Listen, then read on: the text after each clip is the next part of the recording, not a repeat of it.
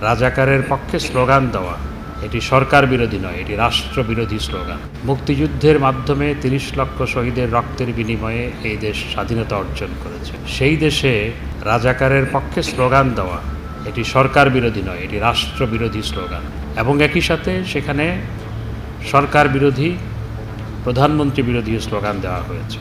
এতে স্পষ্ট যে কোটা আন্দোলনের মধ্যে রাজনৈতিক অপশক্তি ঢুকেছে, বিএনপি জামাত সহ যারা দেশকে অস্থিতিশীল করতে চায় তারা ঢুকেছে এবং তাদের প্ল্যান্টেড কিছু মানুষ সেখানে নেতৃত্ব দিচ্ছে। সেটি কালকে তারা স্পষ্ট করেছে।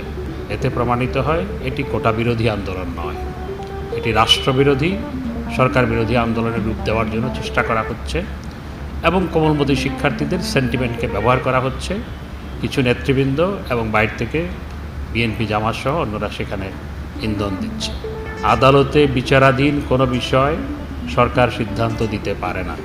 আদালত যেভাবে নিষ্পত্তি করবে সরকারকে সেভাবে আদালতের নির্দেশনা অনুযায়ী কাজ করতে হবে। আমরা দেশকে কখনো অস্থিতিশীল করতে দিব না। আমাদের সরকার অনেক শক্তিশালী সরকার। আমরা কোনো রাজনৈতিক অপশক্তিকে কোমলমতি শিক্ষার্থীদের সেন্টিমেন্ট নিয়ে খেলা করে দেশকে অস্থিতিশীল করতে দিব না।